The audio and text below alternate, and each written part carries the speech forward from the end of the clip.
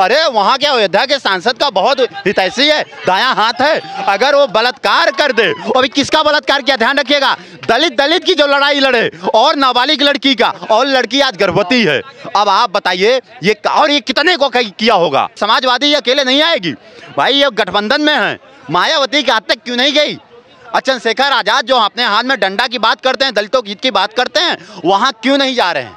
क्योंकि वो मुसलमान ने बलात्कार किया इसलिए, या समाजवादी पार्टी का है इसलिए? बाबा साहेब की मूर्ति लगा के कहेंगे बाबा साहेब देखो, बाबा साहेब देखो, काशीराम देखो, और ये बुद्धिस्ट की बात करते हैं तो कहेंगे गौतम बुद्ध देखो ही, देखिए ये दलित लड़की का बलात्कार किया है हमारे मुसलमान भाइयों ने, और हम इन्हें दावत दे रहे हैं, हमें आशीर्वाद दीजिए, हम और फले फूले ताकि और दलित लड़कियों का बलात्कार करा सके और डंडे झंडे की बात करें। और कौन खुशी होगा? अयोध्या में सपा नेता के द्वारा नाबालिग बच्ची के साथ दुष्कर्म किया गया, और उससे भी बड़ी घटना ये होती है कि वो 2 महीने की गर्भवती हो जाती है।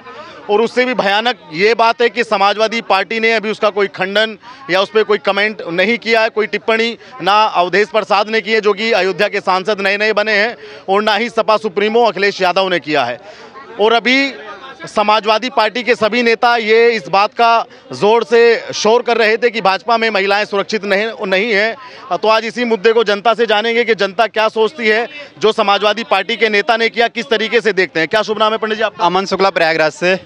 शुक्ला जी, आप उत्तर प्रदेश से ही आते हैं। जी। समाजवादी पार्टी का पहले भी वहाँ पे शासन चला, और अभी जो घटना घटी है अयोध्या में, उस पर क्या कहना चाहेंगे आप?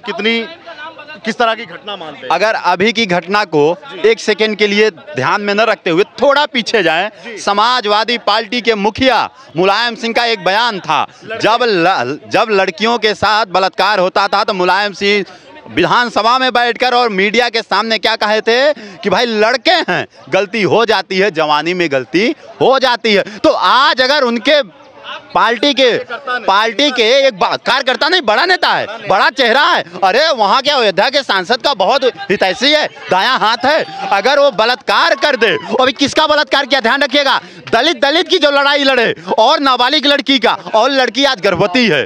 अब आप बताइए ये, और ये कितने को किया होगा? ये हत्यारोपी लोग, अब आप बताइए अखिलेश यादव क्यों बोलेंगे इस मुद्दे पे? उन्हें अयोध्या जाना ही नहीं है, राहुल गांधी को जाना ही नहीं है, समाजवादी अकेले नहीं आएगी भाई, ये गठबंधन में है। मायावती के हाथ तक क्यों नहीं गई? चंद्रशेखर आजाद जो अपने हाथ में डंडा की बात करते हैं, दलितों की हित की बात करते हैं, वहां क्यों नहीं जा रहे हैं? क्योंकि वो मुसलमान ने बलात्कार किया इसलिए, या समाजवादी पार्टी का है इसलिए?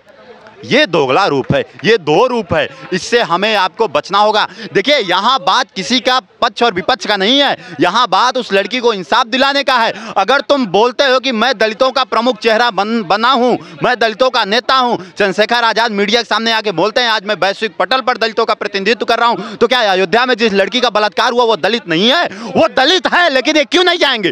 कारण है क्योंकि जिसने बलात्कार किया वो मुसलमान है। अगर क्या मुसलमानों को ये लाइसेंस दे दिए हैं कि तुम जाओ दलित लड़कियों को नोचो, खसोटो, उनका बलात्कार करो? आज है तो वो क्यों नहीं जाएंगे? वहां पे वोट बैंक का कोई खतरा या क्या? भाई साहब वोट बैंक ही नहीं कि गर्दन को भी खतरा है भाई, चारा बन जाएंगे, लिख के ले लीजिए। यहीं पर पश्चिम बंगाल की घटना याद दिला दूं, सभी जनता जानती है। एक आदमी थे, खूब सनातनियों के गरियाते थे, कांग्रेस थे, जिस दिन उस जगह पर संख्या ज्यादा हुई मुसलमानों की, उनको हरा के उनको लात मार खेद के अपने लोगों को बुला लिए। ये मुद्दा है। अब हमें आपको वापस आके देखना होगा, अगर अखिलेश यादव और राहुल गांधी ये दोनों लोग उस मुद्दे पर अभी तक कुछ बोले नहीं, कोई खंडन नहीं किए, तो कोई बड़ी बात नहीं है। इनकी तो दिली इच्छा है कि वहां पर भाई देखिए अयोध्या में ये वोट के लिए दलित बन जाएंगे, लेकिन जब उनका बलात्कार होगा तब ये मुसलमान हो जाएंगे, तब उसे हिंदू का कोड देंगे। और या अब आते हैं अयोध्या के सांसद पर, जो जय श्री राम नारा लगाने से कतराते हैं, वो उनका मुंह में सिल जाता है जैसे किसी ने फेविक्विक चिपका दिया है। अब अगर एक मुसलमान वहां बलात्कार करता है, अगर वो वहां पर बलात्कार करता है कोई मुस्लिम, तो उनको तो आनंद मिलेगा भाई। जो जय श्री राम का नारा नहीं लगाएगा, जिसके जीवन में मर्यादा नहीं है, फिर वो अपने इर्द गिर्द किसे रखेगा? बलात्कारियों को रखेगा, गुंडा मवालियों को रखेगा, दंगाइयों को रखेगा। नहीं तो अभी तक अवधेश प्रसाद के कोई बयान क्यों नहीं आए? अवधेश प्रसाद को सामने से आके कहना चाहिए कि ये जो व्यक्ति है, जो आज तक मेरा करीबी था, इसे फांसी का कार्रवाई क्या होती है? कार्रवाई कुछ नहीं होता, फांसी होनी चाहिए या गोली मार के गिरा देना चाहिए, जैसे अतीक अहमद मारे गए, जैसे अंसारी मारे गए और नीचे दफना दिए गए, ऐसे इन्हें भी दफना देना चाहिए। कारण है, अगर एक नाबालिग को भी दलित लड़की का बलात्कार करिए, संयोग की बात देखिए, यहाँ पर आदित्य योगी नाथ की सरकार है जो रातों रात निर्णय लिया गया, थाना सील कर दिया गया, थाने में सभी लोगों को सस्पेंड कर दिया गया, वहां के सारे बड़े बड़े पदाधिकारियों को हटा दिया गया। अन्यथा की स्थिति में अगर यहीं पे समाजवादी पार्टी की सरकार होती तो बाकायदे लड़की को एकांत कमरे में बुलाते, या तो गोली मार देते, या तो फांसी से लटका देते, या तो उसके मुंह में ठूस देते, दबा उसका गर्भपात करा देते। ये लिख के ले लीजिए, यही लोग ये किए हैं, हमेशा से करते आए हैं। अवधेश प्रताप अवधेश जी जब अपने मुख से नहीं बोलते जय श्री राम, और कारण क्या है? कारण है कि ये मस्जिदों में जाकर मजारों में ऐसे करने की आदी हो गए हैं, ये मजार वाले लोग हो गए हैं। ये लोगो पहने हमारे आपके बीच, लेकिन मजारों के केंद्र में अब ये घूमने लगे हैं। अब हमें आपको ये जानने की आवश्यकता है, आज अयोध्या की जनता को पता चल गया होगा, जिस व्यक्ति को अपना हितैषी बना के बैठाए थे वो बलात्कारियों का हितैषी है, अयोध्या के लोगों का हितैषी नहीं हो सकता। इसीलिए वो राम मंदिर श्री राम का जय जयकारा नहीं करते हैं। कारण साफ है, क्योंकि वो बलात्कारियों के बीच हैं, बलात्कारियों से हैं। सारी की सारी अयोध्या की जनता को आज एहसास हो गया होगा कि बहुत गलत आदमी को उन्होंने चुन लिया है। इसमें अयोध्या का नाम भी शर्मसार होता है कि भाई अयोध्या में ऐसी घटना हुई है। भाई अयोध्या का नाम क्या, भारत का शर्मसार हो रहा है। विश्व पटल पे यही जाएगा ना कि भारत में नहीं, भारत में एक देखिए विश्व पटल पे क्या क्या जाएगा। भारत में एक नाबालिग लड़की का बलात्कार होता है, अब हमारे कानून पे उंगली उठेगा कि 2 महीने हो गए उसकी FIR नहीं लिखी गई। और सबसे बड़ी बात जो इस देश में आज बताइए, हमारी दिन इतने गिर गए हैं कि हमको अपने थाने और चौकी बनाने के लिए किसी के प्राइवेट घर में जाना पड़ रहा है, वो भी एक बलात्कारी के घर में। ये भी देखिए, उसके बाद और आइए हमारी क्या क्या छवि धूमिल होगी। वह जगह जो आज पूरे विश्व पर सबसे अधिक चर्चा का जगह है, जहां पर पूरे विश्व की नजर थी, वहां से एक लड़की के अगर बलात्कार की तस्वीर आएगी, आप बताइए, आप हम गर्वान्वित महसूस करेंगे? हाँ करेंगे। बताते हैं कौन लोग गर्व का विषय से महसूस करते हैं। चंद्रशेखर आजाद गर्व का विषय महसूस करते हैं। क्यों? क्योंकि एक मुसलमान ने एक दलित लड़की का बलात्कार किया, इसलिए चंद्रशेखर आजाद आज पार्टी दे रहे होंगे ओवैसी को, सभी मुसलमानों को दावत पे बुलाएंगे। चंद्रशेखर आजाद बाबा साहेब की मूर्ति लगा के कहेंगे, बाबा साहेब देखो, बाबा साहेब देखो, काशीराम देखो। और ये बुद्धिस्ट की बात करते हैं तो कहेंगे गौतम बुद्ध देखिए, ये दलित लड़की का बलात्कार किया है हमारे मुसलमान भाइयों ने, और हम इन्हें दावत दे रहे हैं, हमें आशीर्वाद दीजिए, हम और फले फूले ताकि और दलित लड़कियों का बलात्कार करा सके और डंडे झंडे की बात करें। और कौन खुशी होगा? और खुशी होंगे अखिलेश यादव। अब अखिलेश यादव मुलायम सिंह के पास, अब अखिलेश यादव मुलायम सिंह की तस्वीर में फोटो चढ़ाएंगे, वो मुलायम सिंह की तस्वीर में माला डालेंगे, फूल चढ़ाएंगे और कहेंगे क्या? बापू आपके सपने मैं पूरा कर रहा हूं। आदरणीय मुलायम जी, मैं आपका सुपुत्र अखिलेश यादव आपके सपने को पूरा कर रहा हूं। हिंदुस्तान में और भी उस जगह पे जहां आपने गोलियां चलवाई थी, सरयू को लहूलुहान किया था, आज उसी जगह पे मैंने दलित लड़की के बलात्कार होने पर अपने घर में आदरणीय किसको, अपने सभी उन टोपी वाले भाइयों को दावत में बुलाया हूं। फिर कौन खुश होगा? फिर खुश होंगे कौन पता है? हमारे राहुल गांधी खुश होंगे। क्यों खुश होंगे? क्योंकि वो अपने परदादा को याद करेंगे। ये अपने आप को हिंदू ये यो बताने जो भी चले हैं, या तो ये खुश होंगे क्योंकि ये विश्व पटल पर फोन करेंगे पाकिस्तान में, चीन में, कि चीन वालों मुद्दा बनाओ, पाकिस्तान वालों जश्न मनाओ। जी आएंगे आपके पास भी। सर आप तो उम्र दराज हैं, आपके बेटी भी होगी, बेटे भी होंगे, क्या उसके माँ बाप पे बीती होगी कि 12 साल की एक नाबालिग बच्ची 2 महीने की प्रेग्नेंट है और बाद में पता चलता है, और जो रेप करने वाला आदमी वो कम से कम 50 साल का, और वो किसी पार्टी का संरक्षण पाए हुए। हाँ, ऐसी पार्टियों को के नेताओं को शर्म से डूब के मर जाना चाहिए। वो 12 साल की बच्ची है, कितनी घिनौनी हरकत करी है ये इन लोगों ने, और उन्हें उस पार्टी के जो आका हैं, उन्हें अपनी पार्टी के उस नेता को है क्या नाम खुद पुलिस महकमे को सौंपना चाहिए और फांसी की सज़ा दिलवाने में मदद करनी चाहिए कि भाई हाँ इसे फांसी की सज़ा हो। और नहीं तो ऐसी पार्टियां कैसे इस देश में चल सकती हैं। और राष्ट्रीय लेवल की पार्टियां जबकि इस तरीके की हरकत करेंगी तो कैसे देश संभलेगा? हैं देखिए, और वो अयोध्या नगरी है जहां, और बल्कि अयोध्या नगरी में भगवान राम का भव्य मंदिर जो बना उसकी अवहेलना करते रहे हैं ये लोग हैं।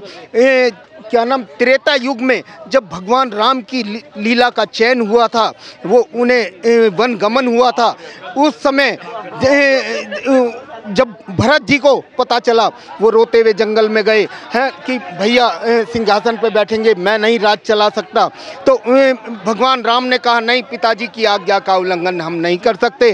तो क्या नाम, उन्होंने कहा अपने पैरों की खड़ाऊ ही दे दो। वो सिर पे रख के वापस ले आए और उस नगरी में जब वो राज चलाया गया, उस त्रेता युग में भरत जी ने जब वो राज चलाया, उनकी खड़ाऊ ला करके सिंहासन पर रखी, विराजमान करी है। तो मैं ये मानता हूँ, हम सभी भारतवासी ये मान सकते हैं कि भाई उस समय बहुत ही अच्छे तरीके से वो राजपाट चला होगा और राजपाट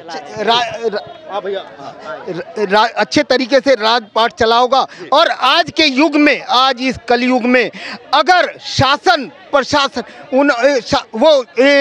शासन और प्रशासन और सनातन के हाथ में वही खड़ाऊ, वही जूता आ जाए तो ये देश सुधर जाएगा और ये शासन बहुत अच्छे से चल पाएगा। जिस दिन सनातन और शासन और प्रशासन के हाथ में जूता आ गया। आपको योगी बाबा पे पूरा भरोसा है कि कार्रवाई ऐसी होगी कि एक मिसाल पेश कर देंगे? बिल्कुल, योगी बाबा पे पूरा भरोसा है, लेकिन उन पे दबाव डालते हैं ये लोग, ये उन पे भी अंकुश लगाते हैं। वो सही काम करते हैं। अभी उन्होंने इतने कावड़ी यात्रा जो जाते हैं कावड़िए, उनके लिए उनकी भावनाएं उनकी भावनाओं को खेद ना पहुँचे।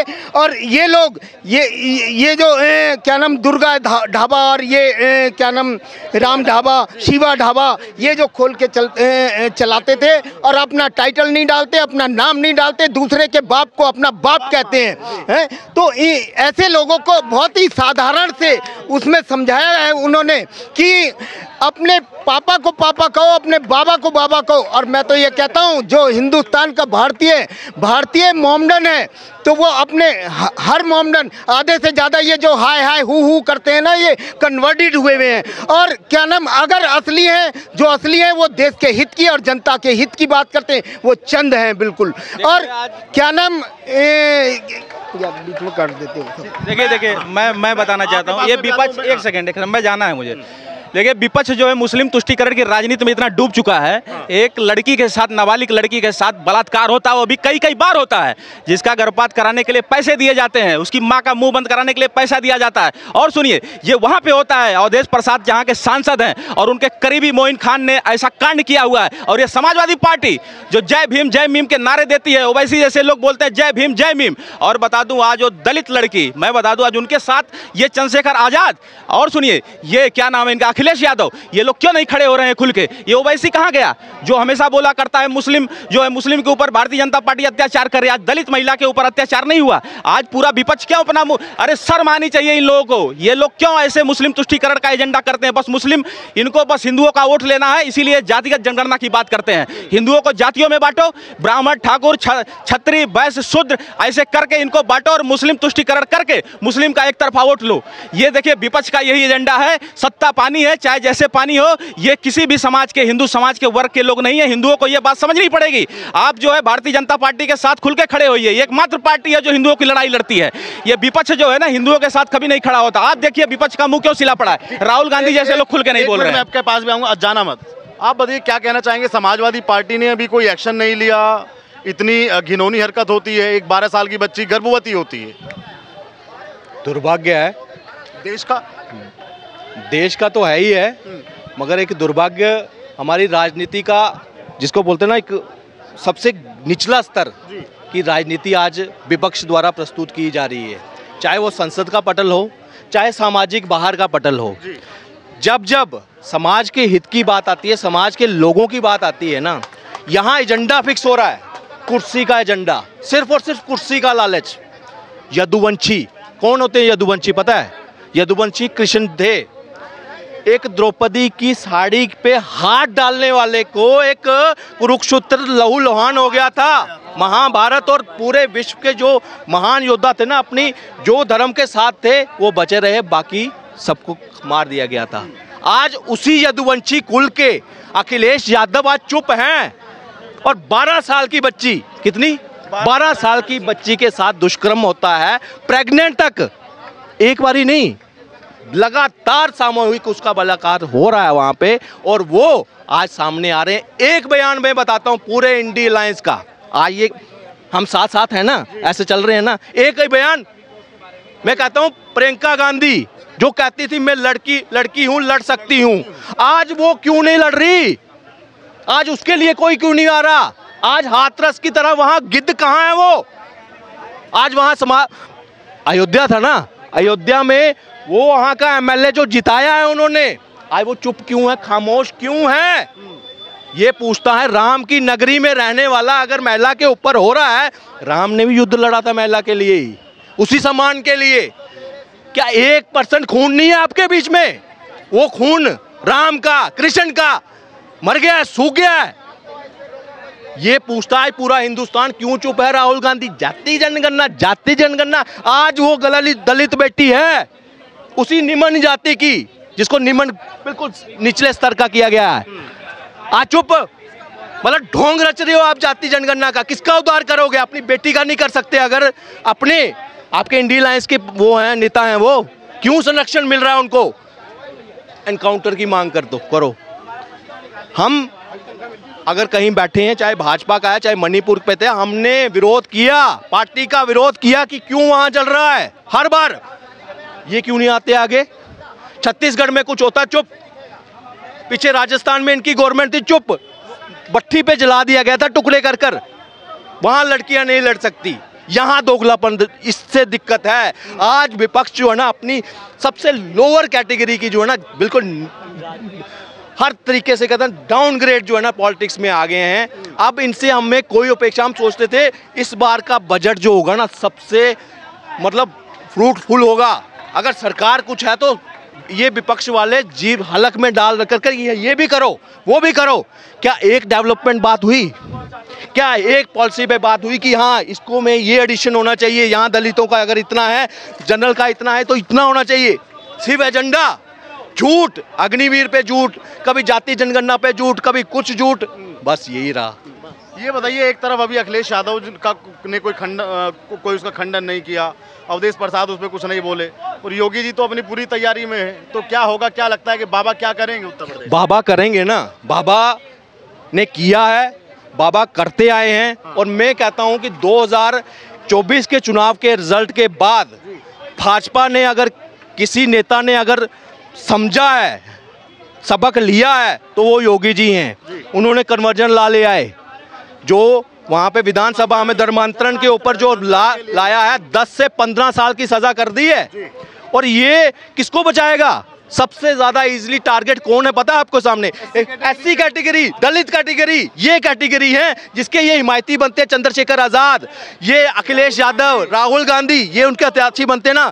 ये सबसे बड़ा, अगर इंडिया में कोई सबसे बड़ा रैकेट कन्वर्जन का चलाता है वो है सोनिया गांधी। डंके की चोट पे बोलता हूं, जाओ पंजाब में हालत देखो, आज वहां जैसे सरकार इनकी बनती है, हिमाचल में जाओ, सबसे ज्यादा कन्वर्जन जो है वहां पे हो रहा है। और इसके मेन पक्षधर कौन है? ये सोनिया गांधी, एजेंडा रहा है इनका। और ये दलितों का सबसे ज्यादा अगर किसी का कन्वर्जन हुआ है ना, इन्हीं दलित आदिवासियों का। जाओ वहां पे जमीनें, हम बांग्लादेशियों को कह रहे हैं भगाओ, एनआरसी करो, कौन रोक रहा है? कहते हैं ना एनआरसी नहीं होगा, कागज नहीं दिखाएंगे। कौन कहता है? एक ही पार्टी कहती है, कांग्रेस कहती है। क्यों? आज वहां बांग्लादेशी झारखंड में आदिवासियों की जमीन कैप्चर कर रहे हैं। निशिकांत दुबे ने वहां पे कहते हैं कि प्रोटेस्ट कर रहे हैं, लोग कर रहे हैं। मगर बताओ, जब बांग्लादेशी को एनआरसी की बात की जाएगी, सबसे पहले कौन खड़ा होगा विरोध में? कुछ पार्टियां संरक्षण देने। यहाँ जनता को समझना पड़ेगा, ये सिर्फ बात करते हैं। 5 करोड़ इलीगल माइग्रेंट्स यहाँ पे बरसे हैं। जहांगीरपुरी जाइए, पूरे पूरे रोड कैप्चर किए हुए हैं, इंक्रोचमेंट है। सबसे ज्यादा नशे का व्यापार कौन कर रहा है? सबसे ज्यादा ह्यूमन ट्रैफिकिंग, छोटी छोटी बच्चियों को बेचा जा रहा है। कौन है ये? मारा जा रहा है, एकदम चाकू घोप घोप कर मार दिया जा रहा है। आप कुछ क्राइम कमिट करेंगे, आपकी फिंगरप्रिंट्स, आपकी आंखों से आपको एक पल से आपको पकड़ लेंगे, पुलिस पकड़ सकती है। मगर जो इलीगल बांग्लादेशी है यहाँ आकर क्राइम कमिट करता है, आप कैसे पकड़ोगे? तो आपको भरोसा है कि योगी जी का एक्शन होगा? बिल्कुल होगा, और योगी जी ही कर सकते हैं। मैं कहता हूँ पूरे देश में योगी मॉडल फॉलो करने का समय आ गया है। मैं हर एक, जहां भाजपा की सरकार है पहले वो करें, डंडे की नोक पे उनसे करवाया जाए। ये सेकुलरिज्म, ये सबका साथ विश्वास भूल जाओ, ये मिथ है। सर आखिरी टिप्पणी आपसे लूंगा, क्या कहना चाहेंगे पूरी घटना पे? देखिए, पूरी घटना जो है मोइन खान को अंदर करना चाहिए पहले तो, और अवधेश प्रसाद को भी, उसके क्या इसके साथ लिंक है, उनका भी लिंक का भी जांच होनी चाहिए, उनके साथ में भी जांच होनी चाहिए। ये अवधेश प्रसाद का इसके साथ क्या लिंक था? घर पे बुलडोजर भी चलना चाहिए। बिल्कुल घर पे चलना चाहिए बुलडोजर सर, ऐसी बच्ची के साथ में, और वो दलित बच्ची है, कोई ऐसी बच्ची नहीं है जिसको ये पीडीए का फॉर्मूला लेके घूम रहे हैं ना, पीडीए का टोकरा सर पे उठा के घूम रहे थे, तो पता चलना चाहिए कि आप कितने दलितों के साथ में खड़े हैं। अभी देख लिया ना आपने, विपक्ष का नेता किसे बनाया गया? एक ब्राह्मण को। तो कहाँ गया वो पीडीए का फार्मूला? तो इनके दांत दिखाने के और हैं और खाने के और हैं। योगी जी के कानून व्यवस्था पे क्या कहना चाहेंगे? देखिए, योगी जी की कानून व्यवस्था है, कोई जमीन के नीचे भी चला जाएगा ना तो योगी जी वहां से खींच करके ऊपर लेके उसे सजा दिलाएंगे। इसमें क्या सजा चाहते हैं आप इसको, मोइन खान को? मैं तो कहता हूँ मोइन खान को सरेआम सजा मिलनी चाहिए, पता तो चले। उम्र कैद मिलना चाहिए, क्या होना चाहिए? उम्र कैद क्या, पूरा उम्र कैद, उसके लिए जेल, मैं तो कहता हूँ फांसी की सजा हो जानी चाहिए उसके लिए। चलिए ठीक, धन्यवाद। ये तमाम लोगों की राय आपने अयोध्या के मसले पे सुनी। आप भी अयोध्या के इस मसले पे अपनी राय रखिएगा, और चैनल पर नया है तो चैनल को सब्सक्राइब कीजिएगा। धन्यवाद।